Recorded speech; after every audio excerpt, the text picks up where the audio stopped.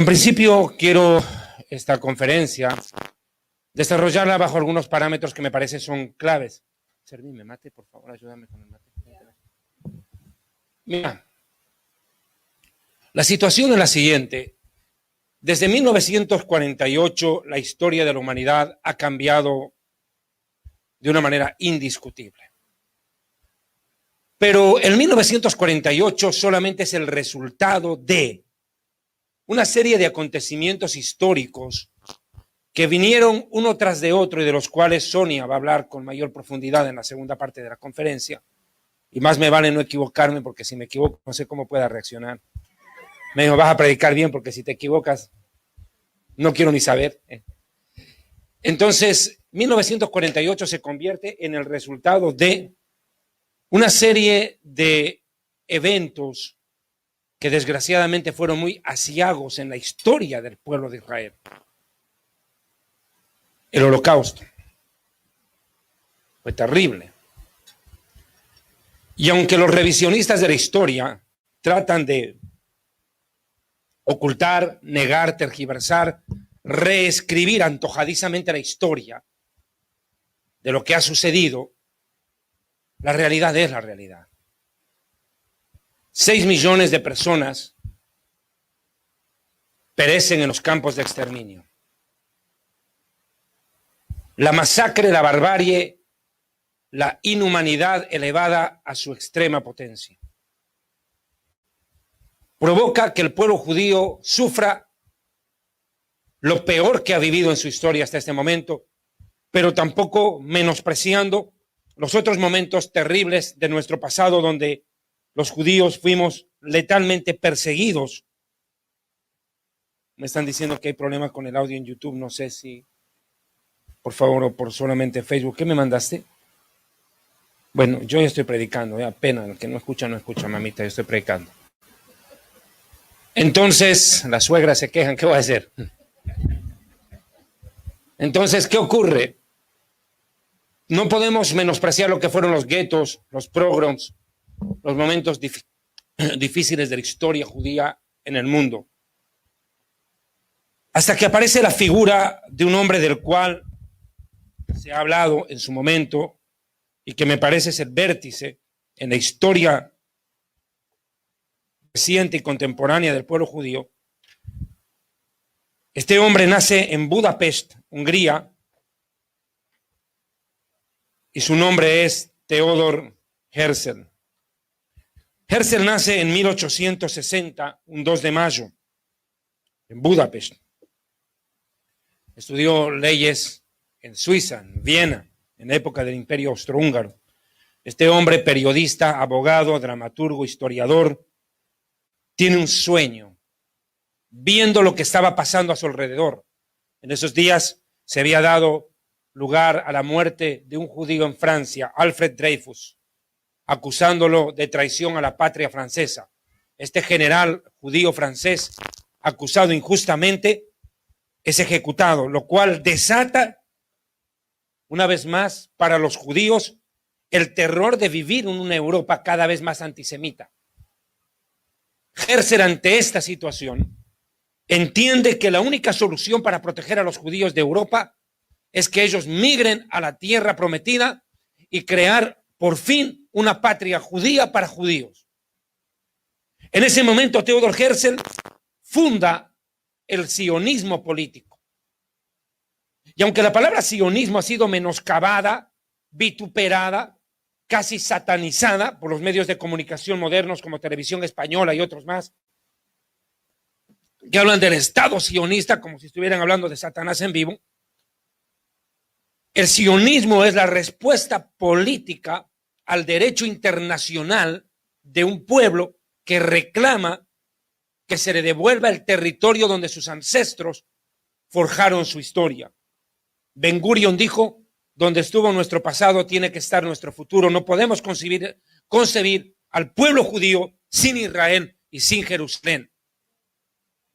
Este sentir que vino mucho antes ya en el corazón de Herzl se plasma en un libro que él escribe en alemán, Der Judenstaat, el Estado judío. Der Judenstaat es sin lugar a dudas un pequeño librito en el cual este hombre esboza una serie de sueños, casi fantasías y por no decir utopías en ese momento, que en honor a la verdad sorprendieron a los mismos judíos, se le burlaron. La comunidad judía en Europa estaba asustada por el caso de Dreyfus en Francia. Era un indicativo, una señal sine qua non que vendría un momento difícil para los judíos, pero muchos se confiaron, no escucharon, no se dieron cuenta de lo que este hombre estaba planteando. Seguramente, Sonia, te voy a pedir que cuando hables un poquito de Herzl, toques un poquito la amistad que él tenía con los movimientos evangélicos en Europa, que fueron, en honor a la verdad, la palanca, el acicate para que Herzl profundice ese trabajo de desarrollo de un Estado judío que fue apoyado por los movimientos evangélicos de la Europa de aquel momento. Él dice una frase clave cuando hace el Congreso Sionista en Basilea, Suiza, y dice: hoy en Basilea es fundado el Estado judío, pero si yo lo dijera en alta voz, todo el mundo se reiría de mí. Pero después de 5 años, y seguramente después de 50 años, todo el mundo va a reconocernos. Qué frase más profética. Exactamente 50 años después de haber sido pronunciada esta declaración por Herzl, su cadáver tuvo que ser trasladado a Jerusalén y está enterrado precisamente en el monte Herzl. Fue profecía de este hombre. Personalmente, Herzl para mí es un personaje muy especial, porque Theodor Herzl, la madre de Herzl, Johanna Diamant, era familia directa de mi abuelo. Mi apellido antes de ser Diamond, que es el que llevo ahora, era Diamant. Y mi familia era ascendiente de Theodor Herzl, el fundador del Estado de Israel, el padre de la nación.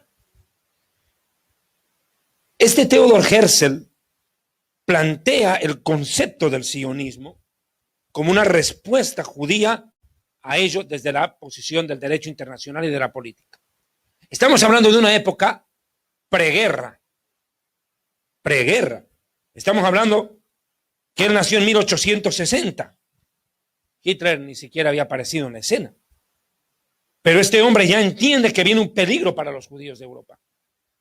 Y a partir de ahí, el sionismo se convierte en la respuesta que dan los judíos ante la persecución. Esta palabra sion o sionismo tiene un origen eminentemente bíblico. Dice el Salmo 137, verso 1 del rey David: junto a los ríos de Babilonia, allí nos sentábamos y aún llorábamos, acordándonos de Sión.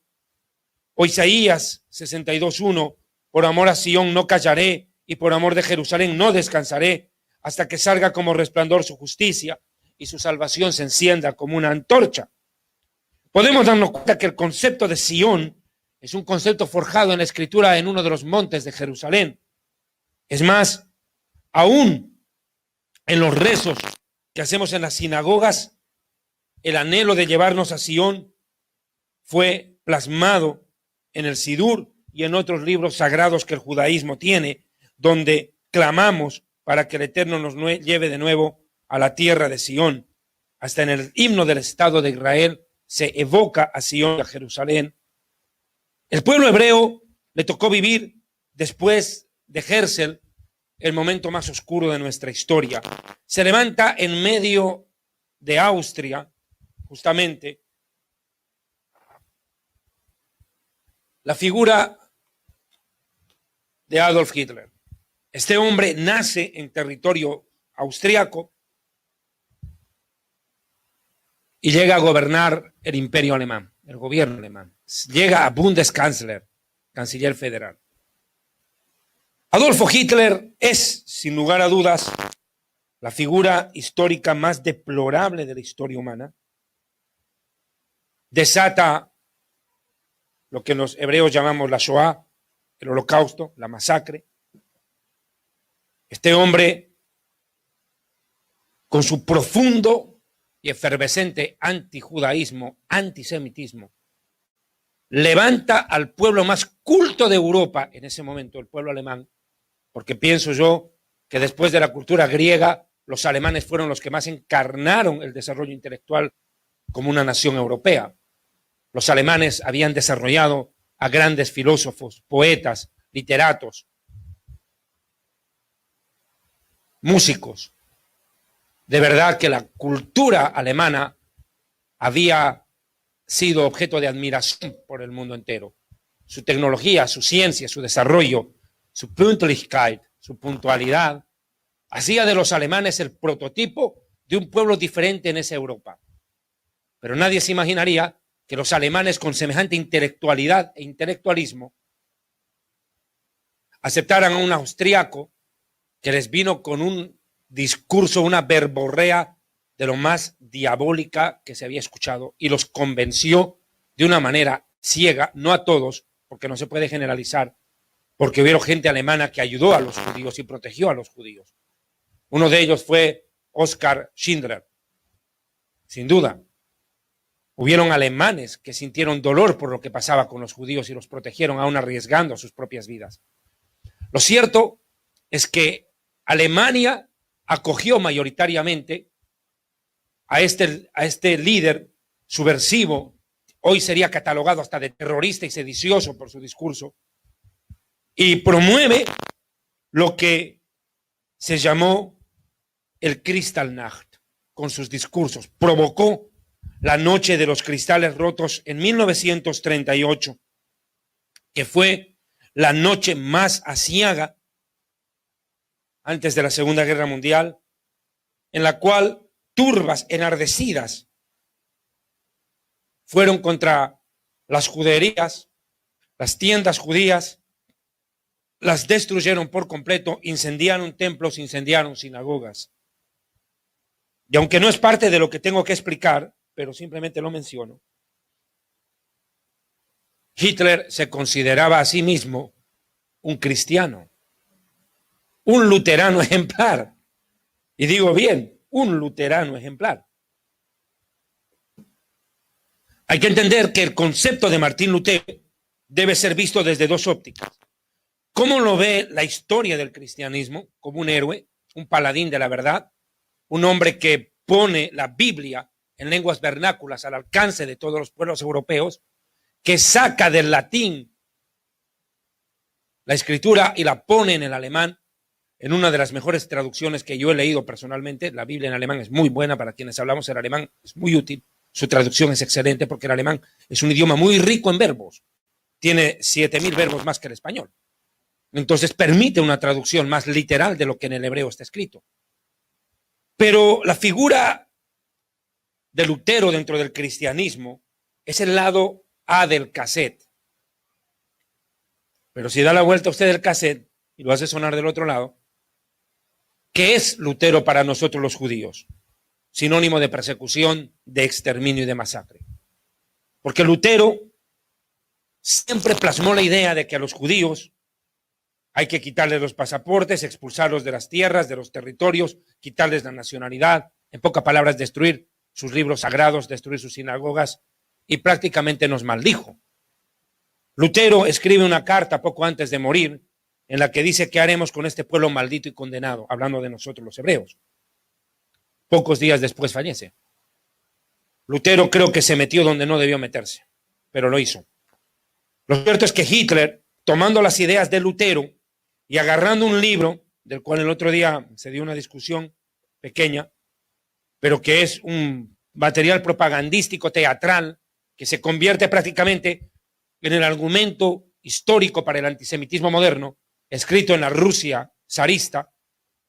El libro titula Los protocolos de los sabios de Sion, que es un libro que realmente es deplorable y repugnante, en el cual se acusa a los judíos de planificar conquistar el mundo y querer gobernarlo y destruir a los pueblos gentiles y someterlos al yugo del sionismo y demás, tanta vaina. Bueno, lo cierto es de que, agarrándose de los protocolos de los sabios de Sion, de las ideas de Lutero, más sus propias ideas y su antisemitismo, su odio contra el pueblo hebreo, hace de Hitler prácticamente el personaje que prepara ese cóctel de odio que le da a beber al mundo entero. Lo raro es que Hitler promueve la idea de una raza superior, la raza aria. Terrible. La raza aria, una raza suprema. Curiosamente, cuando él hace la descripción de lo que es la raza aria, describe a un rubio de ojos verdes, lo cual él mismo no lo era. Es insólito. Es lo insólito. Pero ese es el odio humano. Dijeron primero, los negros no son humanos, hay que matarlos. Luego dijeron, los judíos no son humanos, hay que exterminarlos. Y ahora, ¿qué dicen? Los bebés no son humanos, pueden abortar, tranquilos. La maldad humana. Tremendo. ¿Hasta dónde llega? Lo cierto es que después de este momento de la historia, la aparición del Kristallnacht, ese evento, la Noche de los Cristales, en 1938, se desata ya toda la ola de eventos que acaban con la muerte de 6 millones de personas, de los cuales el mismo Moisés habló en Deuteronomio 32. En Deuteronomio 32 describe un momento muy difícil. En el verso 23 dice, amontonaré males sobre ellos, emplearé en ellos mis saetas, consumidos serán de hambre, devorados por la fiebre ardiente y la peste amarga, que en honor a la verdad, eso sucedió en Europa, la peste de la tifoidea en los campos de exterminio, las masacres afuera, era brutal lo que estaba pasando. Verso 25, por fuera desolará la espada, por fuera de los campos de exterminio la guerra, y por dentro de las cámaras el espanto. Curiosamente Moisés utiliza la palabra cámaras. ¿Y qué fue lo que se utilizó para exterminar a los judíos? Precisamente cámaras de gas. Exactamente Moisés estaba describiendo lo que se estaba viviendo en ese momento de la historia en Europa. Así al joven como a la doncella, al niño de pecho como al hombre anciano. Nadie se libró. Nadie se libró. Quienes hemos escuchado testimonios de judíos sobrevivientes a los campos de exterminio, quedamos anonadados, azorados, y sacamos una conclusión, que la lista de Schindler, que las películas que se han hecho para describir lo que fueron los campos de exterminio, en honor a la verdad, no alcanzan a retratar el grado de terror en el cual vivieron. No hay museo del Holocausto en el mundo que pueda transmitir lo que ellos seguramente vivieron. En el caso de mi familia vivía en Hungría y ustedes saben lo que pasó en Budapest seguramente. Para 1944 las tropas nazis llegan a un acuerdo con el gobierno magyar, con el gobierno de Hungría. Ingresan los nazis a Budapest y junto al río Nilo que cruza la ciudad que separa Buda de Pest, las dos ciudades, Buda y Pest, las dos ciudades que forman Budapest, la capital de Hungría, junto al río río Danubio, agarraban a 2 judíos, los amarraban con una soga y para no gastar 2 balas, una bala entraba en la frente del judío que empujaba al otro y caía ahogado el que estaba atrás de espaldas. Y mataron a más de 1 millón de judíos en Hungría. Fue terrible, brutal lo que vivieron los judíos húngaros. Y de mi familia, 36 personas fueron a parar a Auschwitz. Y nosotros tenemos en mi familia la documentación de mis familiares de mi abuelo, directos, que terminaron en campos de exterminio. En Polonia. Lo cierto es que nadie prácticamente estaba exento del terror. Cualquiera diría, si un niño lo van a dejar vivir. No, nada. No había manera. Es más, cuando uno mira lo que dice el profeta Jeremías en el capítulo 16, describe algo sorprendente. Jeremías capítulo 16. He aquí que yo envío muchos pescadores, dice el Señor, y los pescarán. Lo que quiso hacer Herzer era pescar, sacar a los judíos por la buena y llevarlos para Europa, para el Medio Oriente. Y después enviaré muchos cazadores y los cazarán por todo monte, por todo collado y cavernas y peñascos. Vinieron cazadores y persiguieron a los judíos por todo lado. Europa se convirtió en un verdadero campo de sangre. Letreros que estaban colocados en los campos de exterminio. Por ejemplo, uno en Auschwitz, Birkenau.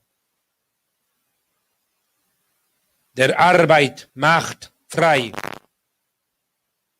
El trabajo hace libre en alemán. Der Arbeit macht frei. Cualquiera creía que eso era una fábrica, pero una fábrica de muerte, era una maquinaria de matar. Casi la misma ideología de Faraón, trabajen hasta la muerte. el mismo pensamiento, las mismas maquinaciones. Hitler encarnó la maldad de Faraón, de Amán, de Nabucodonosor y de todos juntos. Pero uno queda corto cuando analiza el futuro y se da cuenta que el anticristo será cuántas veces peor. Cuántas veces peor. Lo cierto es que el pueblo hebreo le tocó transitar este momento lúgubre de la historia. Y en ese momento también aparece la figura de una niña llamada Ana Frank. Esta muchacha, esta niña que no alcanzó a sobrevivir, estuvo muy cerca de hacerlo. Pocas semanas más hubiera vivido, hubiera alcanzado a sobrevivir. Esta niña de su diario y dice esto en algunas palabras épicas en el libro del diario de Ana Frank. Un día acabará esta terrible guerra. Un día seremos personas como los demás y no solamente judíos, porque prácticamente nos habían deshumanizado como pueblo. Para los nazis nosotros éramos subhumanos. Untermenschen en alemán, Untermenschen. Humanos. Y Hitler dijo, basta que haya un abuelo judío, un Michelinge, merece ir a la muerte. Si de tus 4 abuelos uno era judío, a la muerte mismo. Una raza inferior. Aunque hoy en día la judeofobia moderna ya no es un tema racial, como lo explicábamos con Sonia cuando hablamos acerca del nazismo en muchos programas. Hoy día el antisemitismo ha crecido a 2 ramas más. El antisionismo, que es el que promueven los medios de comunicación, que hablan pestes de Israel. Le tiran un misil a Israel, Israel se defiende, el Estado sionista asesino. Hermano, todo país tiene el derecho y la obligación de defender a sus ciudadanos. Están bombardeando tu país y ¿qué quieres que haga el ejército? Que salga a cantar las mañanitas. Tienen que tomar las armas y defender al pueblo, pues. Se está metiendo un choro a tu casa. ¿Qué vas a hacer? Defender tu hogar, defender a tu mujer y tus hijos. Pero no, todos tienen el derecho a defenderse menos Israel. Y cuando Israel se defiende, es el Estado sionista. Y si no es sionismo, que es otra rama del antisemitismo, viene la otra de la cual les hablo, que es la judeofobia, que es la satanización del judío, que es lo que se ha hecho en la historia. Porque quienes acuñaron el término judeofobia lo hicieron muy bien. Correcto. ¿Qué es la judeofobia? Es la satanización del pueblo hebreo y de lo hebreo. Las cosas que tienen los judíos.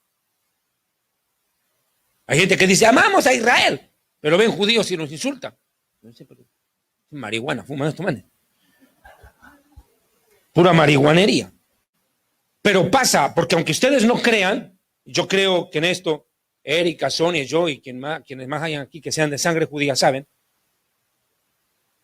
que dentro de la iglesia, penosamente, hay sectores que son abiertamente antijudíos. Abiertamente antijudíos. Ellos divorcian el Israel bíblico del Israel moderno. Nada que ver. Entonces, ¿qué ocurre? Aquí, justamente, Ana Frank denuncia en su diario esta temática, que seamos algún día como las demás personas y no solamente judíos. Porque decir judío era un sinónimo de lo peor. Uno se sorprende cómo hace 77 años atrás, 77, 80 años atrás, nadie quería ser judío. Nadie quería ser judío, porque era sinónimo de estigma y muerte. Hoy en día, todo el mundo quiere serlo. ¿Qué ha pasado? Yo me lo pregunto. Más se preguntarán nuestros abuelos que perecieron. ¿Qué pasó? ¿Por qué nunca la iglesia evangélica se levantó a ayudar a los judíos en ese momento, como ahora hablan también de nosotros? Pero lo cierto es de que la historia es así. Y la respuesta es porque el Espíritu Santo obró en el corazón del pueblo evangélico. No hay otra. Yo tengo una experiencia el año pasado en la zona cocalera de Bolivia, donde los agricultores producen la hoja de coca, en Bolivia, y en esa región las iglesias evangélicas son enormes y son hermanos que productores de hoja de coca. Y me acuerdo que me tocó ir a dar una prédica con mi mami, todavía estaba viva mi mamita, me acompañó el año pasado, antes de la cuarentena, y estuvimos en el área del Chimoré, en la zona productora de coca de Bolivia. Y se me acercó una indígena totalmente 100% quechua parlante, con una banderita de Israel. Yo me sorprendí. Yo dije, wow. Y me empezó a hablar en quechua. Kan quechua para shanki ani. Ari. Paikuna para ni quechua. Hablamos quechua. Y me empieza a hablar en quechua, la indígena, y me dice, yo amo a Israel y oro por Israel. Se encuentra una persona analfabeta. No puede leer su propia Biblia en español porque no sabe leer ni escribir. Y así la tuviera en quechua, tampoco podría. No salió, no estudió colegio, lo único que sabe es cosechar hoja de coca y pisar coca. No sabe más. Pero yo le pregunté, ¿y por qué amas a Israel? Pues porque era la pregunta del millón. ¿Por qué me dices que amas a Israel? Ella tal vez no sabe ni con qué país limita Bolivia, menos va a saber dónde está Israel, puede pensar que está en Júpiter. Pero mire, y la respuesta que me dio es que yo sé que Israel es donde nació Jesús y hay que amar donde él nació. Sencillo, no se complicó. Ese amor no lo pone la teología, la filosofía, la historia, la politología, la política, la economía, la sociología. Eso no te pone la religión, eso te pone Dios. Y hoy en día Israel ha encontrado en el mundo evangélico a sus mejores y más grandes amigos y aliados. Ana Frank continúa diciendo, ¿quién nos ha marcado así? ¿Quién decidió la exclusión del pueblo judío de entre todas las demás naciones? ¿Quién ha permitido que suframos tanto hasta aquí? Es Adonai Dios quien nos ha hecho ser así, pero también Él nos restaurará y nos levantará. Sí, a pesar de este fardo que soportamos, muchos de nosotros siguen sobreviviendo. Hay que creer que, como proscritos, los judíos se transformarán algún día en ejemplo. Y eso es de lo que Sonia va a hablar. Lo que ha hecho Israel es un ejemplo para el mundo. Hermano, nuestra Latinoamérica, mire, Bolivia está cerca al Bicentenario. Cerca al Bicentenario estamos. Y somos un país tercermundista. Israel en 73 años está entre los 5 países más poderosos del mundo. Uno dice, pero ¿qué ha pasado? ¿Cómo una nación que no tiene un siglo de vida ha hecho lo que ha hecho? Reverdecer el desierto. Mire, Chile es un desierto, tiene mucho territorio desértico Chile. ¿Qué ideal hubiera sido que el Atacama hubiera producido lo que ha producido el Negev? El Sahara. Pero fíjate vos que la mano del Eterno estuvo para hacer un milagro insólito, realmente insólito. Sacar agua del mar, quitarle lo salado para hacer florecer el desierto. En pocas palabras, quitarle lo verde a las hojas de un árbol, la clorofila. ¿Tú no entiendes? ¿Cómo haces eso? Definitivamente, Israel hoy en día concentra la mayor cantidad de premios Nobel en su territorio, científicos. Y si no están en Israel, están revolucionando el mundo con sus descubrimientos. Israel, como dice Ana Frank, se convirtió en algún día en un ejemplo, y lo es. Todas las naciones van a reconocer que Dios está ahí. Dice Ana Frank, ¿quién sabe? ¿Acaso algún día nuestro Antiguo Testamento enseña el bien a toda la humanidad? Y en todo eso radique la razón de todo nuestro sufrimiento, en que algún día las naciones entiendan ello. Jamás llegaremos a ser representantes de un país, probablemente, sea el que fuere. Nunca seremos holandeses o ingleses. Siempre nos tendrán por judíos. Valor, tengamos conciencia de nuestra misión sin quejarnos, dice Ana Frank. Estemos seguros de nuestra salvación. Dios nunca ha dejado, nunca caer a nuestro pueblo. Los débiles caen, pero los fuertes sobrevivirán y jamás caerán. Comprendo en este instante que el valor y la alegría son 2 factores vitales. Lo dice una niña que después termina muriendo. En Holanda. Lo cierto es que Israel vive esa etapa de la historia que yo siempre lo he catalogado como la partera. Lo he catalogado como la partera del Estado moderno de Israel. Porque si vos te fijas, ¿qué es lo que ocurrió? En un parto hay derramamiento de sangre. Inevitablemente. Llega una vida al mundo, trae alegría a la madre, pero hay un derramamiento de sangre tremendo. El Holocausto fue eso, un derramamiento de sangre de 6 millones de judíos. Y a la final dieron a luz a lo que Isaías dijo: nacerá una nación en un día, y nació. En cuanto Sión estuvo de parto, dice, dio a luz a sus hijos. Al final, el 14 de mayo del 48, en el calendario gentil, se convierte en el momento más célebre de la historia, cuando David Ben Gurión declara la Teudat, el acta de fundación del Estado de Israel. Bajo la fotografía de Theodor Herzl en el muro del recinto, puesto en pie, Ben Gurión, el 14 de mayo del 48, declara la independencia del moderno Estado de Israel.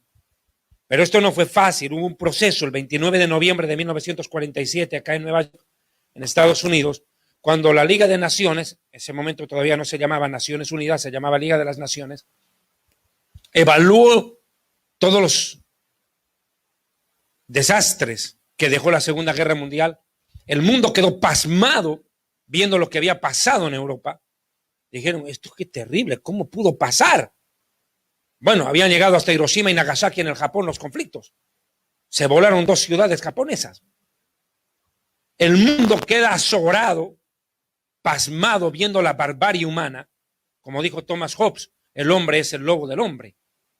Definitivamente viendo la barbarie de la humanidad contra su propio prójimo. Quienes son mexicanos recordarán a su cuate Cantinflas. En una película de Cantinflas, Su Excelencia, él dice una frase épica, ¿no? La Biblia dice, amamos los unos a los otros, pero vosotros habéis entendido, armaos los unos contra los otros. Increíble. Y fíjese lo que ha pasado, que en nombre de la paz se armaron para la guerra y no dudaron en exterminar. 6 millones de judíos murieron, pero es que no solamente murieron judíos. Millones de personas perecen en la Segunda Guerra Mundial. Ahora, ¿qué es lo que sucede? El mundo observa y va a votación, dice, no, aquí los más afectados fueron los hebreos. ¿Y ahora qué hacemos con este pueblo? E Israel exige la creación de un Estado propio. Entiende que ya no es un sueño de Herzl, es una necesidad vital de sobrevivencia para todo un pueblo. Los judíos entienden que sin patria estamos perdidos. No hay más. Nuestro futuro es otro holocausto en cualquier otro lugar. Porque los judíos que se refugiaron en Sudamérica también soportaron persecución. Cuando mi abuelo llega a la Argentina, llegan los nazis también allá. No te olvides vos que Adolf Eichmann fue capturado en la Argentina. Había otro que estaba en Brasil. O el que capturan en La Paz. A Klaus Barbie, Klaus Allman, el carnicero de León, fue capturado encontrado en Bolivia, protegido por el gobierno boliviano de la dictadura de Banzi. Era asesor y encima era el genio con Pablo Escobar en el tráfico de droga desde Bolivia. O sea, no solamente era promotor del nazismo en Bolivia, sino que se ve vinculado con Roberto Suárez Gómez, con Pablo Escobar Gaviria, y crearon una red de narcotráfico entre Bolivia y Colombia, pero impresionante. ¿Y quién era la cabeza? Un nazi. Y manejaba todo desde La Paz con protección del gobierno boliviano. Increíble hasta dónde llegó. Y este también fue y se ahorcó en su celda en Francia. También murió, se colgó, como los hijos de Amán, colgados. De lo cual Sonia dio una conferencia brillante recién el otro día. Cómo murieron colgados, igual que los hijos de Amán en el libro de Esther, los nazis murieron ejecutados en la horca también. No se les dio silla eléctrica. Y los que no fueron ahorcados, se ahorcaron solitos. Se aplicaron la pena que la reina Esther pidió, que mañana sean ahorcados los hijos de Amán. Ese Amán es Hitler, el Amán moderno. Entonces, ¿qué ha pasado? Fíjate y entendé la situación. Israel emerge en esa crisis en 1947 cuando dicen no, de una vez definamos, los judíos pedimos nación propia en el Medio Oriente, donde estuvo nuestro pasado, está nuestro futuro, frase de Ben Gurión. Listo, para el Medio Oriente. Y entonces, allí, 33 naciones van a favor de Israel. 33 naciones, entre ellas Bolivia, mi país, apoya. 13 naciones votan en contra de Israel, entre ellas Cuba. Cuba, porque todos los demás eran Afganistán, Egipto, Grecia, India, Irak, Irán, Líbano, Pakistán, Arabia, Siria, Turquía y el Yemen. El único que no era parte de la comparsa de ellos, Cuba, pero votó en contra. Estamos hablando de 1947.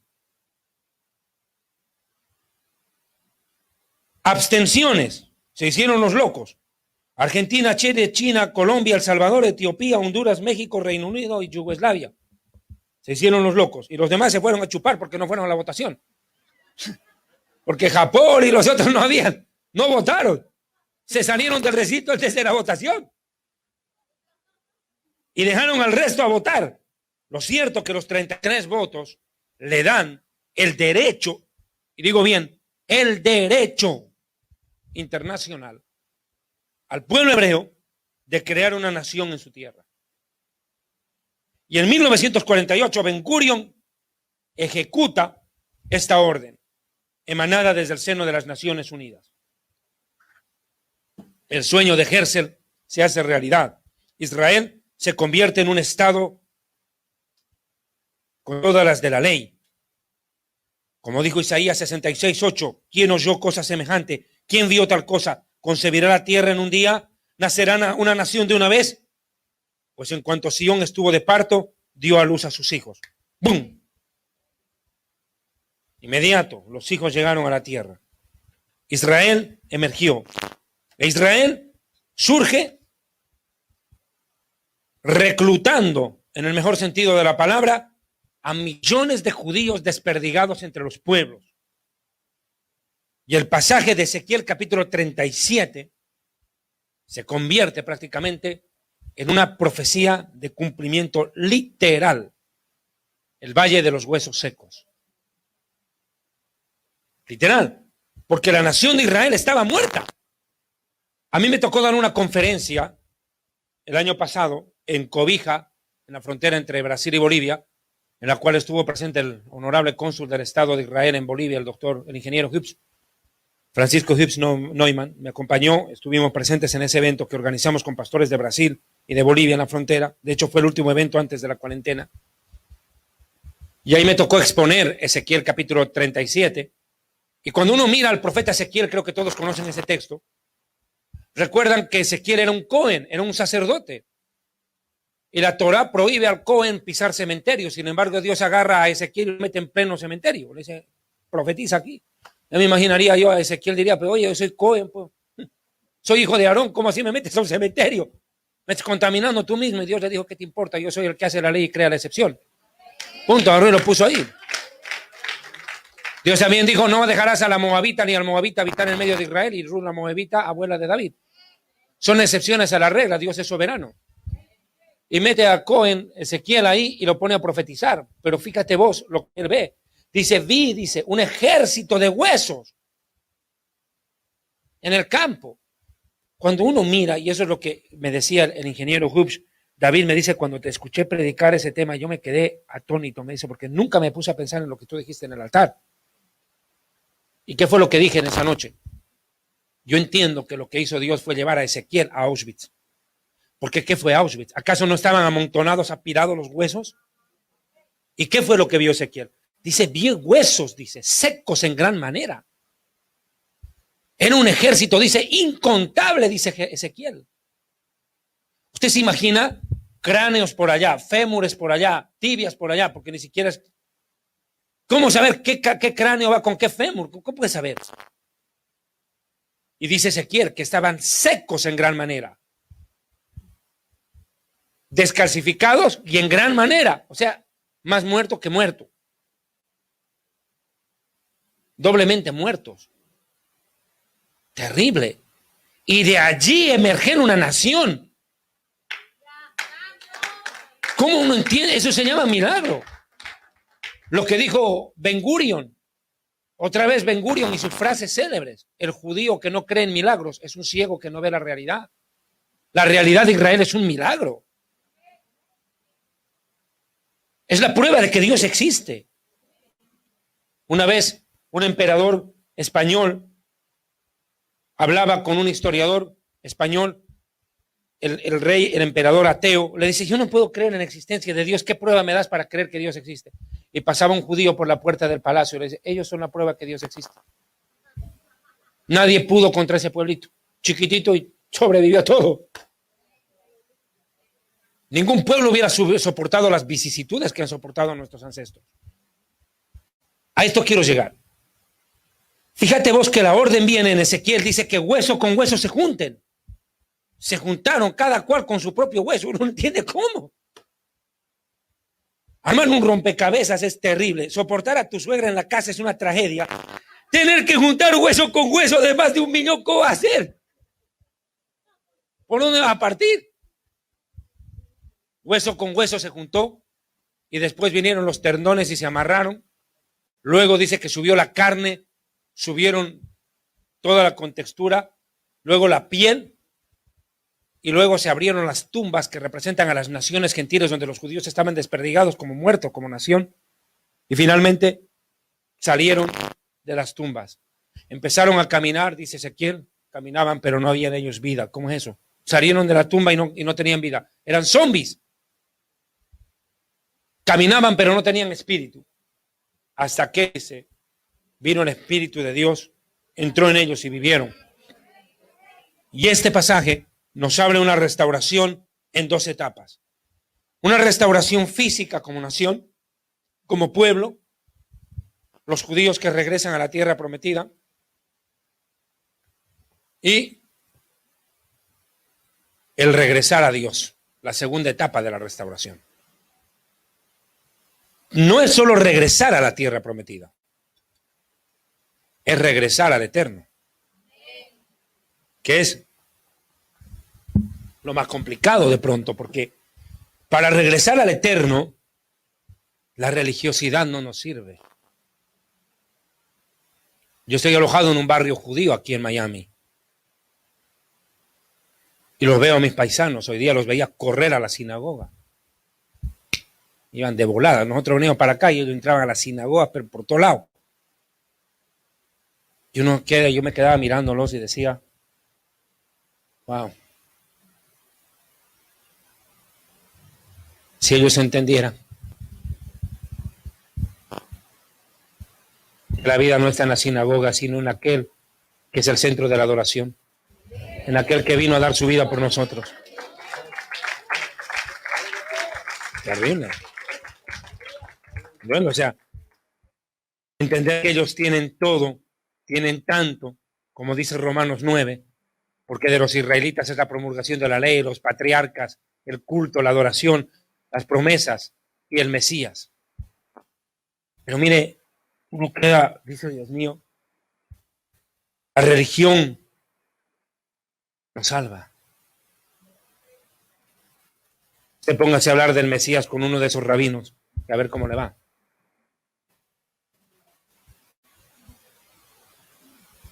¿Se dan cuenta? Pero sin embargo, muchos judíos en el mundo han llegado a tener un encuentro con Yeshua. Él nunca se escondió de su pueblo, jamás. Dice que Dios no desechó a su pueblo Israel. ¿A qué voy con esto ya? Ya va a entrar Sonia a la segunda parte de la explicación. A que los judíos han entendido, muchos, que regresar a Israel, chévere. Pero desde que hemos llegado los judíos a Israel, tampoco es que tengamos paz. Miren lo que está pasando ahorita. Tremendo despelote que se armó en Jerusalén en las últimas horas. Un grupo de árabes agarran y lo golpean a un muchacho judío ortodoxo y se levantan los barrios ortodoxos y se armó un tremendo despelote ahí. Entonces te das cuenta, Israel en honor a la verdad tampoco es que ha disfrutado de paz. Fíjese, el 48, al día siguiente de la refundación del Estado, ¡pum!, nos caen los musulmanes encima. 14 de mayo se funda, el 15 ya nos atacan. Fíjese la guerra del 67, la guerra del 72, el Yom Kippur. ¿Cuántos momentos difíciles ha vivido Israel? ¿Acaso ha tenido paz realmente? Los judíos dicen, bueno, ya tenemos patria, pero no tenemos paz en esa patria. ¿Dónde está la paz? Obviamente no está en Bolivia.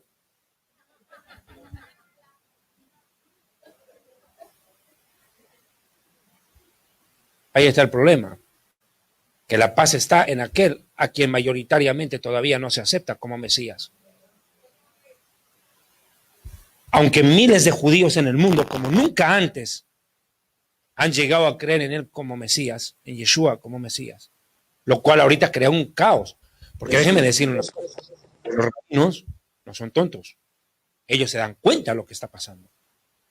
Ellos no pueden entender cómo puede haber tantos judíos que creen en Yeshua. Ellos no pueden pelear contra Dios. Pero ellos no son ignorantes de lo que está pasando.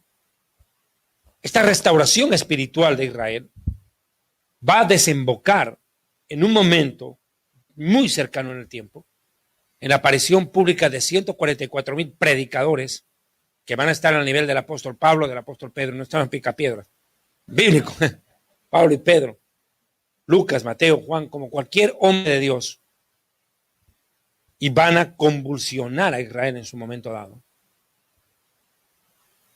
¿Qué es lo que nos deja claro el renacer de Israel? Más de 3,000 profecías bíblicas hablan que el pueblo judío sería juntado en su tierra. Amós dice, yo los traeré de las naciones y nadie los arrancará de ahí. Yeshua dice, la higuera reverdecerá, y cuando vean reverdecer a la higuera, que es Israel, y broten sus hojas, sepan que el verano, que es el Mesías, está cerca. El mundo tiene que entender que Yeshua habló de algo clave. Israel es una señal profética no solo para la iglesia, sino para el mundo.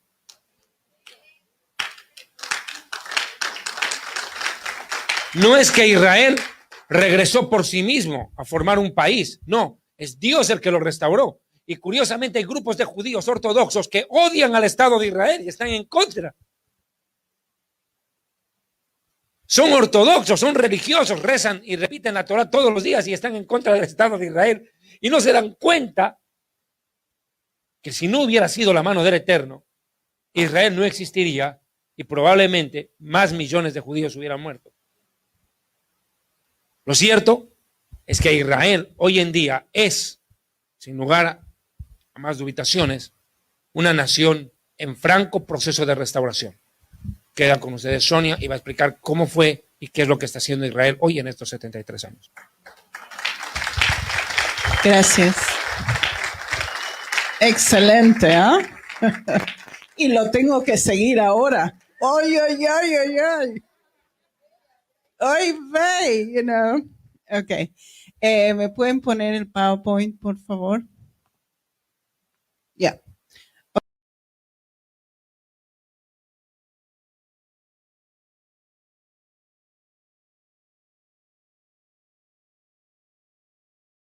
Esto encaja uno con el otro. ¿Ok? Próxima, por favor. Ok. Fíjense, ahí tienen Ezequiel 36. David ya habló de Ezequiel 37, que es verdaderamente el holocausto. Pero Ezequiel 36 está hablando de una tierra prometida que estaba en las manos de las naciones y en una condición horrorífica. ¿Y qué es lo que dice en Ezequiel 36 también?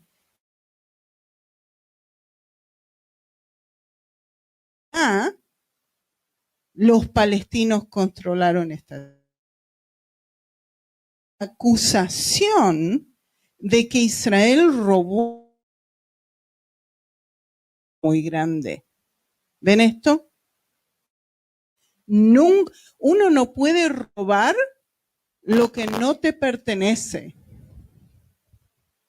¿Ya? Ok, próximo.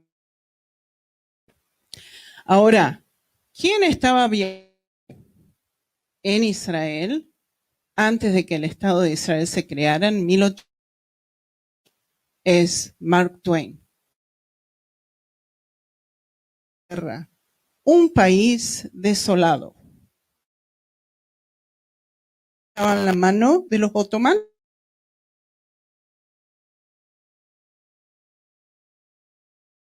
Rico, pero está entregado enteramente a la maleza.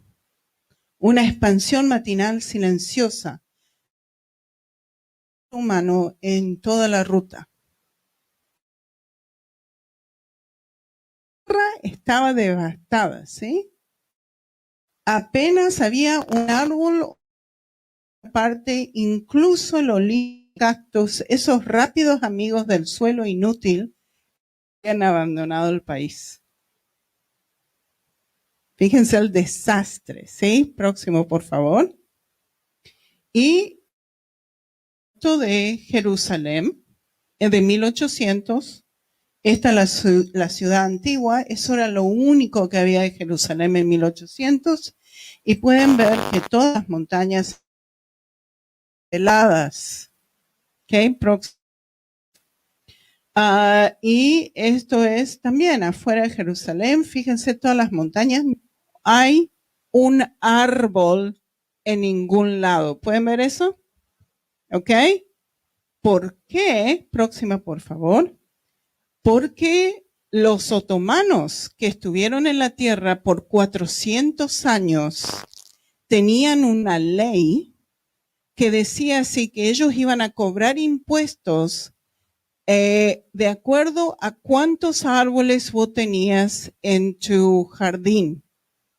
Entonces, ¿qué es lo que hizo la gente para no pagar impuestos? Cortaron todos los árboles. Y si uno corta los árboles, ¿qué pasa con el suelo? ¿Qué pasa con la tierra? Se devasta, ¿sí?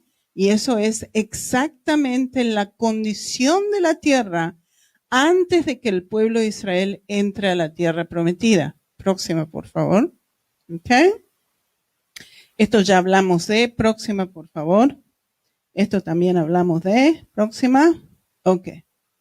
Ahora, fíjense lo que dice en Ezequiel 36.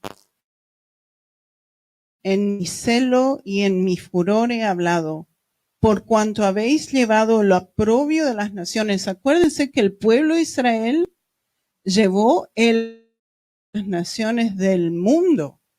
Hubo 300 persecuciones en contra del pueblo judío antes de que el holocausto pasara. O sea que esto es literal lo que está diciendo.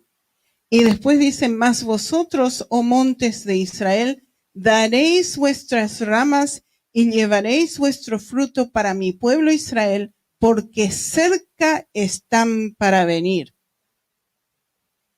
O sea que el Señor bendice esa tierra, porque aquí yo estoy por vosotros, y a vosotros me volveréis y seréis labrados y sembrados. Está diciendo a los montes, vas a ser labrados y sembrados, ¿sí? Si ustedes ven Israel hoy en día, es un jardín de Edén, una belleza. ¿Ok? Próximo, por favor. Ok. El pueblo de Israel se empieza a escapar de todos los países del mundo porque los están echando. Primero que nada, los pogromos en Rusia, 1800, ¿sí? 35,000 judíos entran. Otros pogromas de Rusia por la revolución de Rusia, 40,000 judíos vienen. Después, otros 40,000 que se escapan de las persecuciones de Europa del Este y Polonia. Después 82,000 judíos que vienen de las persecuciones de Polonia. También, Quintanilla, esto viene de las persecuciones de los nazis. 250,000 judíos. El pueblo judío estaba corriendo.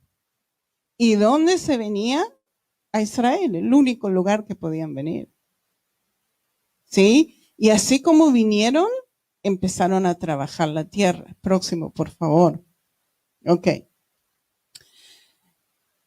¿Quién se cae el Imperio Otomano y quién entran? Entran los británicos Empieza el mandato británico en 1917. ¿Y qué es lo que tienen? Tienen la Declaración de Balfour. La Declaración de Balfour dice así, que los británicos tienen que crear una casa nacional para el pueblo judío. ¿Por qué tienen que crear una casa nacional para el pueblo judío? Porque el pueblo judío no tiene dónde ir. Porque el pueblo judío está siendo perseguido por todas las naciones del mundo.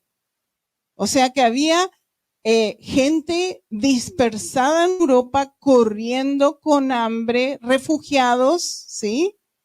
Y necesitaban un lugar. El próximo, por favor. Ok. La Liga de las Naciones proveen al mandato británico todo Palestina. Fíjense lo que es todo Palestina. De 1917 a 1947. Esto es lo que hoy en día es Jordania, es lo que hoy en día es Israel. Fíjense el territorio enorme que era el mandato Palestina. ¿Y qué es lo que es? ¿Para qué? Para la Casa Nacional del Pueblo de Israel. ¿Ok? Ahora, fíjense, next one. Ok, ¿y qué es lo que pasa? La gente que estaba viviendo en la zona no quería que todo el territorio sea para el pueblo judío, como tenía que ser. Entonces, ¿qué es lo que los británicos hacen? Le dan una tercera de la cuarta parte del territorio. Fíjense, 92.300 kilómetros cuadrados y lo que tenía que ser la Palestina judía, 28.166 kilómetros. Pueden ver que la parte Palestina es 3 veces más grande que la parte judía. Y el pueblo judío estaba contento con esto. Dijo, sí, denle a ellos esa parte. ¿Sí? Y quedémonos con esta parte. Nosotros necesitamos un lugar donde vivir. Nosotros necesitamos dónde está nuestra gente. ¿Sí? Pero ¿qué es lo que pasó? Los palestinos que estaban viviendo de este lado no querían saber de nada. Dijeron, no, esto también nos pertenece a nosotros. ¿Cuándo en la historia de la humanidad les perteneció todo esto? ¿Pueden ver esto? ¿Ok? Próxima, por favor. Ok. Ahora, el pueblo de Israel, cuando empieza a retornar a la tierra prometida, vienen como refugiados. No tienen nada, no tienen tierra, no tienen plata, se tuvieron que escapar de los lugares, corriendo, le daban 2 días para salir, ¿sí? ¿Y qué uno puede vender en 2 días? Tuvieron que dejarlo todo atrás, ¿ya? Entonces, una persona muy famosa que se llama Edmund Rothschild, y no sé si ustedes conocen a la familia Rothschild, ellos banqueros famosísimos, riquísimos, él empieza a comprar tierra en esta zona. Él compra la tierra, toda esta zona que ustedes ven en amarillo, ¿ok? Fue comprado por Edmund Rothschild. ¿A quién le compró? A terratenientes árabes musulmanes que tenían esa tierra como una inversión, pero no hacían nada con esa tierra. ¿Ok? Entonces, Edmund Rothschild lo compra, se lo da al pueblo judío para que empiecen a trabajar. Y les cuento una cosa, 75,000 rusos judíos que vinieron, empezaron a trabajar esta tierra y esta tierra estaba con pantanos y malaria. De 75,000 que vinieron, la mitad de ellos murieron de malaria. Para que se den una idea de lo que era esto. ¿Ya? En 1920 el pueblo judío se deshizo de malaria de la tierra prometida. Abrieron los pantanos y restauraron la zona, ¿sí? Y después el Fondo Nacional Judío compra otro terreno esto es el valle de Jezreel y también Galilea. Compra otro terreno, GNF, the Jewish National Fund, el Fondo Nacional Judío. Colecciona plata de todo Israel y compran otro pedazo de tierra. ¿Ok? O sea que de a poquito, el pueblo de Israel no vino y tomó esta tierra y se lo robó a nadie. La compraron. ¿Ven esto? Ahora, cuando nos están diciendo a nosotros que nosotros le robamos, ¿cómo uno puede robar la tierra si la compras? Inclusive nosotros tenemos el derecho a la tierra, pero no utilizamos ese derecho, de todas maneras la compramos. ¿Ellos han comprado esa tierra? No. ¿Ven esto? ¿Ok? Ok. ¿Y qué es lo que pasó con el Negev? Esto es el desierto de Israel. El pueblo judío empezó a cultivar el desierto y no había nadie en el desierto. Entonces, en 1947, las Naciones Unidas deciden dividir la tierra, los territorios que están en las manos del pueblo judío, que queden en las manos del pueblo judío, y el territorio que está en las manos de los árabes musulmanes, que quede en las manos de los árabes musulmanes. E Israel dijo que sí. ¿Qué es lo que los palestinos dijeron? No, güey, José. Todo esto nos pertenece a nosotros. ¿Cuándo en la historia de la humanidad les perteneció esto a ellos? ¿Ven esto? ¿Ok? Terrible, ¿no es cierto? Terrible. Pero el pueblo de Israel se está escapando por todos lados. No tienen dónde ir. Se le está por venir, ya se le vino el holocausto. 6 millones de ellos murieron en el holocausto. ¿Qué puede hacer? ¿Qué otra cosa puede hacer el pueblo de Israel si no venir a la tierra prometida? ¿Ven esto? Ok, próximo, por favor. Ok, empiezan a restaurar la tierra. Acuérdense, como dice en Ezequiel 37, la restauración de Israel primero es física y después es espiritual. Entonces ustedes ven que el pueblo de Israel empieza a trabajar la tierra, empieza a plantar árboles, próximo por favor, empiezan a abrir los pantanos para deshacerse de la malaria, terrible malaria que había, próximo por favor, empiezan a juntar plata. El Fondo Nacional Judío empieza a juntar plata para poder plantar árboles. Hoy en día, millones de árboles se han plantado en la tierra de Israel. Próximo, por favor. Ok. Entonces, el plan de la partición, así pasó, ok. Eso es lo que pasó. El pueblo de Israel declara su estado el 14 de mayo de 1948. Próximo, por favor. Ok. Y fíjense, esto era un pantanal. ¿Y qué es lo que hacen? Planten árboles eucaliptos. El eucalipto no es de Israel, viene de Australia. ¿Ya? Y trajeron los árboles de Australia, los plantaron en los pantanales para poder absorber el agua más rápido.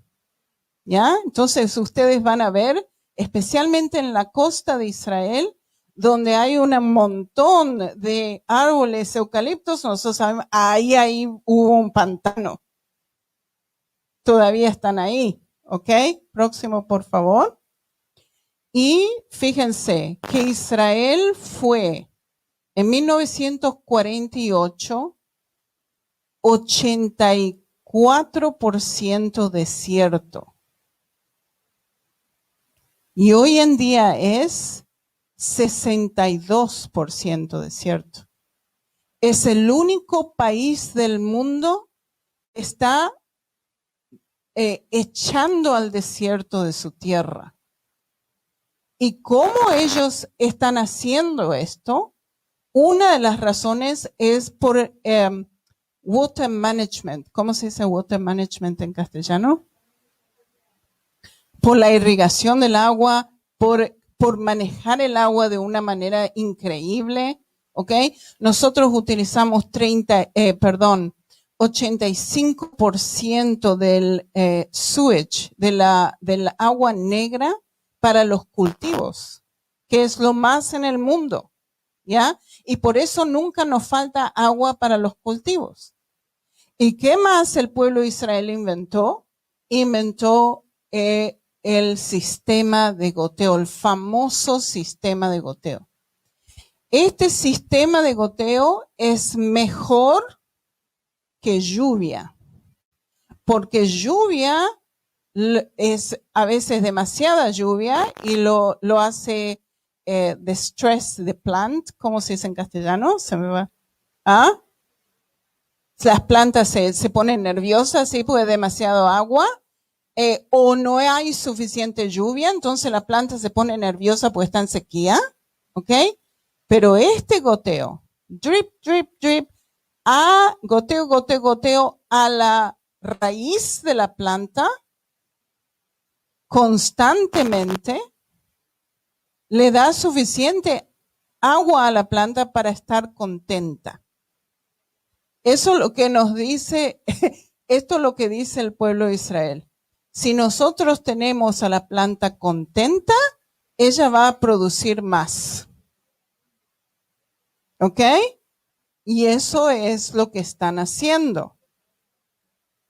La producción en Israel por hectárea es 3 veces, 4 veces, 5 veces, inclusive hasta 100 veces más de otros países del mundo. Inclusive con todo los problemas que tenemos, el país está siendo tan productivo que le estamos vendiendo a Europa. Es increíble, exacto. Sí, señor, sí, señora. Le ayudamos a los palestinos también. No nos quieren, pero lo ayudamos de todas maneras, ¿ok? Ok. El que empezó con este sistema de riego es Simchat Bas. ¿Qué es lo que pasó? Él vio 3 árboles que fueron plantados al mismo tiempo y ve que uno de ellos es doble el tamaño que los otros 2. Y dice, bueno, ¿qué es lo que pasó acá? Si los plantamos al mismo tiempo. Entonces se fue a fijar y se dio cuenta que un caño tenía un goteo y le estaba goteando al que era doble tamaño, sí, constantemente. Y ahí se dio cuenta qué importante este sistema es, ¿ya? Ok, próximo, por favor. Ok. Y acuérdense que lo que nos dice el profeta Isaías, que el desierto florecerá, que plantaremos árboles en el desierto. Fíjense lo que dice en Isaías 41, versículo 19. Daré en el desierto cedros, acacia, arrayanes y olivos, y pondré en la soledad cipreses, pinos, bojes y juntamente. Todo esto es desierto. ¿Qué es lo que significa desierto? Hay menos de 150 mililitros de agua al año. ¿Cómo un árbol puede sobrevivir con 150 mililitros de agua? Ellos necesitan como 400 mililitros de agua. ¿Ya? O sea que esto es milagroso. Esto es milagroso. Y fíjense que hemos encontrado un mar de agua abajo del Negev que tiene un poquito de sal, es un poquito salada, y se utiliza ese agua para dar agua a los árboles de olivos, y hay un lugar donde hay más árboles del mundo de olivo en el Negev. O sea que se está cumpliendo palabra por palabra lo que las escrituras nos están diciendo, y la bendición de Dios, ustedes pueden ver la bendición de Dios en la tierra. ¿Ya? Próximo, por favor. Ok. O sea, que antes de que el Estado de Israel tome esta tierra y empiece a trabajar, el desierto estaba acá. Ok, aquí tienen Jerusalén, por acá estaba el desierto. y todo esto desierto, ¿ok? Ahora el desierto empieza acá, para abajo. Queda un poquito, pero estamos peleando con garrotes. ¿Ok? Próxima, por favor. Ok. Y fíjense otra profecía en el libro de Ezequiel 36. Y haré multiplicar sobre vosotros hombres a toda la casa de Israel, toda ella, y las ciudades serán habitadas y edificadas las ruinas. Fíjense que encontramos ruinas de Israel de 3.000 años atrás, de 2.500 años atrás. ¿Y qué es lo que hace Israel? Toma los nombres de esas ruinas y crean nuevas ciudades. Dejan las ruinas de lado, así podemos ir a visitarlas, pero crean las nuevas ciudades. Ok, la próxima, por favor. Y pueden ver, por ejemplo, que tenemos un nuevo Megiddo. Megiddo en las escrituras es mencionado como Armagedón. Esto es un lugar en Israel. ¿Ok? Y si quieren venir a Israel conmigo, yo los llevo. ¿Ok? ¿Vienen conmigo? ¿Ah? Sí. Ok. Y tenemos donde estaba la tribu de Dan. Y hay hoy en día un kibutz que se llama el kibutz Dan. Es un asentamiento judío en el norte que encontraron las ruinas de Dan y al lado tenemos el asentamiento judío. Después tienen Gat, acuérdense Gat, donde Goliath viene de el filisteo, ¿ok? Y ¿qué es lo que tenemos ahora? Una ciudad que se llama Kiryat Gat. Y tenemos también un kibutz que se llama Kibutz Gat. Y también tenemos Askelón. Y también tenemos Asdod. Te dice, estas son las ciudades filisteas que hoy en día son ciudades israelíes que están al lado de las ruinas. Y fíjense, otra vez se cumplen las escrituras, ¿sí? Acuérdense de Silo, donde estuvo el arca del pacto, ¿se acuerdan? ¿Ok? Por 369 años estuvo el arca del pacto en ese lugar con Samuel y con Eli. ¿Ok? En las escrituras, ¿sí? Y encontramos Silo y al lado tenemos una ciudad que se llama Silo. ¿Ya? Y muchas más ciudades. Muchísimas más ciudades. ¿Ok? Próxima, por favor. Ok. Entonces, ¿le hemos robado la tierra a los palestinos? ¿Qué dicen ustedes? Unbelievable, ¿ah? Incredible. ¿De dónde sacan estos? Dios mío. Ok. Próximo, por favor. ¿Qué es lo que es la tierra prometida? ¿Qué es lo que Dios dio a Abraham, Isaac y Jacob? Nos dice las escrituras en el libro de Génesis, del río Éufrates al arroyo de Egipto. ¿Ok? Al río de Egipto, dice la traducción, pero tiene que decir arroyo de Egipto, no río de Egipto. ¿Ok? Y está al sur de Gaza. Esto es la tierra prometida. ¿Qué es lo que abarca lo que hoy en día es Jordania y lo que hoy en día es Israel? ¿Ven esto? Pero ¿qué es lo que tiene Israel hoy en día? Un pedacito chiquito del otro lado del río Jordán. ¿Ven el río Jordán acá? ¿Ok? Del otro lado está Israel. O sea, tenemos la mitad, ¿sí? Y encima nos están peleando con esto también. ¿Ya? Ok, próxima, por favor. Ok. Y no voy a entrar a la guerra de independencia, pero pudieron ver todos los unos cuantos milagros que el Señor ha hecho en la tierra. ¿Sí? ¿Alguna pregunta? ¿Alguien tiene alguna pregunta? Ya.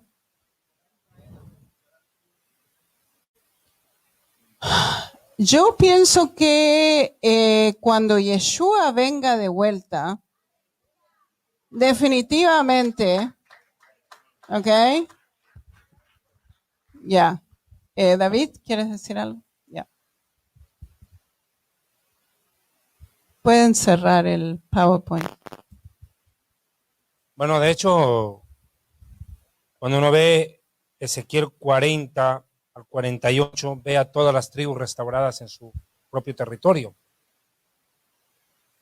Ezequiel, de los profetas mayores, es el único cronológico.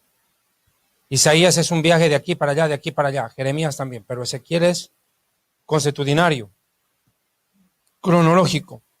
En el 36, 37, Israel es restaurado, edificado, restaurado. En el 38 es invadido por Rusia, Irán, Turquía y las naciones de Gog y Magog. En el 39 esas naciones son aplastadas y en el 40 viene el milenio. El templo y luego el milenio. Entonces, y ahí se ve que todas las tribus son reinstaladas en la porción geográfica que el Eterno entregó a Moshe, más 3 tierras más: Edom, Amón y Moab. Porque si ustedes miran, el Eterno a Abraham le ofrece 10 naciones, pero a Moisés solo le ofrece 7. Tiene que ser claro. Pero en el milenio, en la época ya del Mashiach, ya las 10 naciones pasan a dominio de Israel. ¿Tengo otra pregunta más?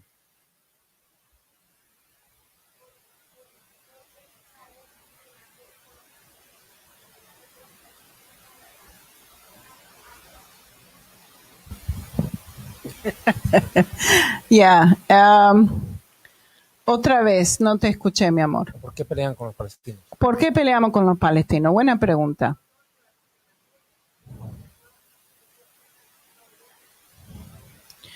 Son familias de miles de años atrás, 4.000 años atrás. Ellos quieren la tierra que no les pertenece. Ellos quieren echar a Israel de la tierra prometida. Ellos no quieren que el pueblo judío esté ahí. Y por eso no hemos podido tener un tratado de paz con Israel, con los palestinos. Nunca. En su constitución, los palestinos dicen: no aceptamos la existencia del Estado judío. Inclusive no le llaman Estado judío, el Estado sionista, le dicen. ¿Ya? Los 3 no. Ellos han dicho: no apoyan al Estado de Israel, no quieren... no reconocen a Israel. Gracias. No se reconoce a Israel, no se negocia con Israel y no paz. A la paz con Israel. Son los 3 nos. Ya, sí, señor.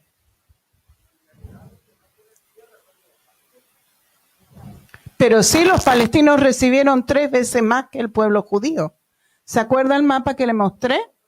Sí recibieron tierra, mucha tierra, pero no nos quieren dejar a nosotros tener nuestro pedacito. Sí, ellos tendrían que ir a Jordania. A ellos deberían pedirles tierra. Porque si usted mira la bandera de los palestinos, es la misma bandera jordana. Son los mismos colores. Usted revise cuál fue, una vez un periódico en Japón saca una publicación en Tokio. Los japoneses quieren entender cuál es el despelote del conflicto israelo-palestino. Y bueno, un periodista japonés viaja a la Franja de Gaza y les pregunta a los palestinos: ¿quién fue su primer presidente hace 300 años atrás, si es que existieron? ¿Cuál es su plato favorito?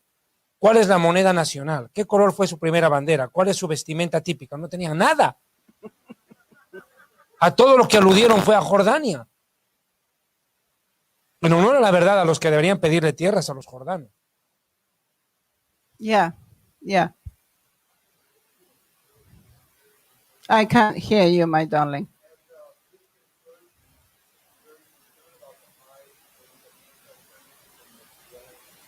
Yes, sir.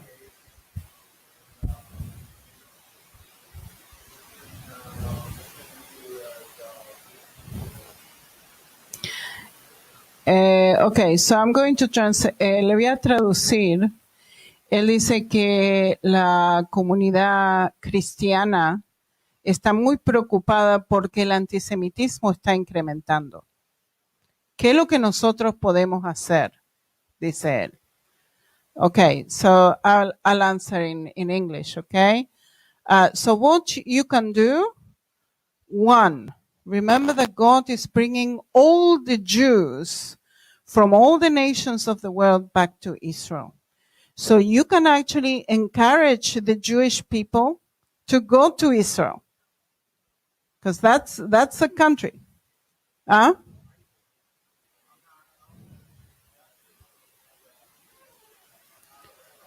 I know you know a rabbi, but if you meet somebody and say, look, God is calling his people back. I think one of the reasons that anti-Semitism is there is because, God sends the fishermen first, and if they don't listen to the fishermen, the dogs will come and will chase them out to Israel, because it is the time of the Jewish people to go back to the land. So this is one thing. And the second thing is that you need to pray. Pray for the Jewish people. Pray that they will open their eyes. Pray that they see that they need to go back home. Okay? From wherever. Yeah. Now, you have 6 million Jews here in the United States. 6 million. They're very happy. I know they're very happy. That's the problem.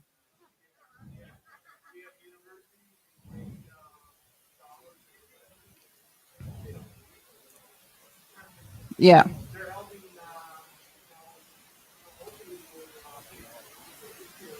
Okay. So, let me translate, okay?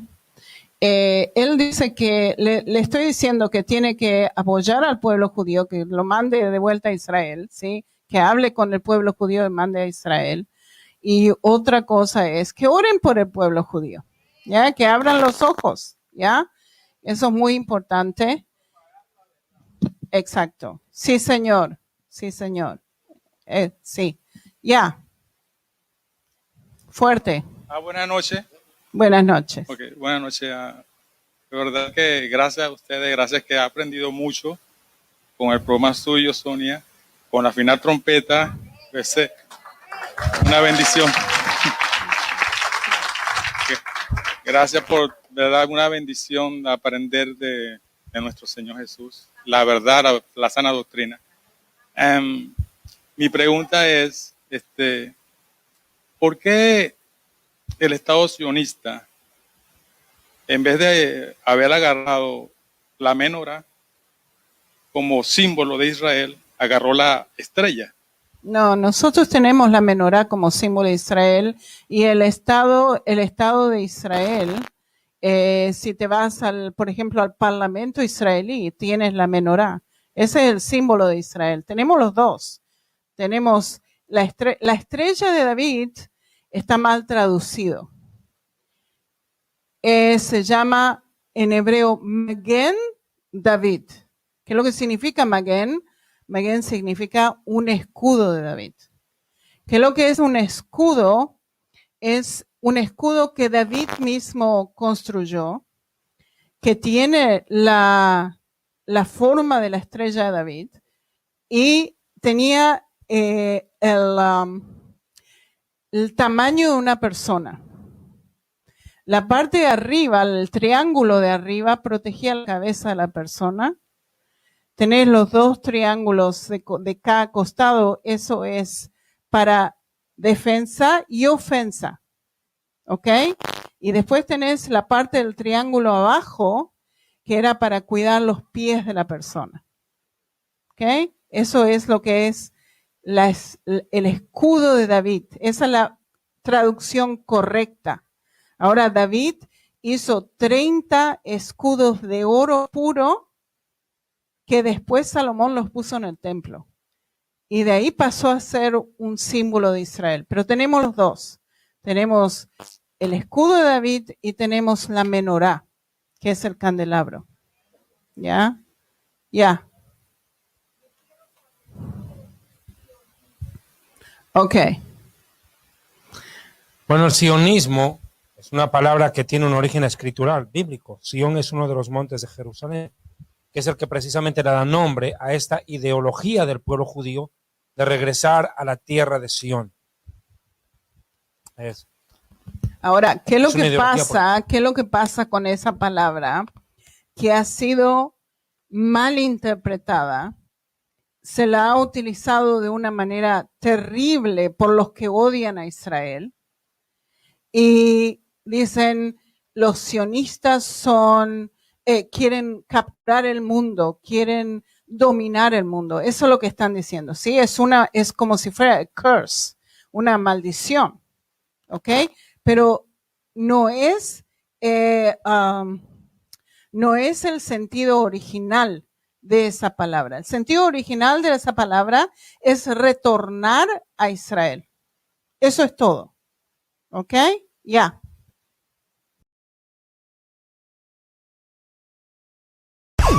El Ministerio Evangelístico Internacional Que Lucha Santidad presenta los libros escritos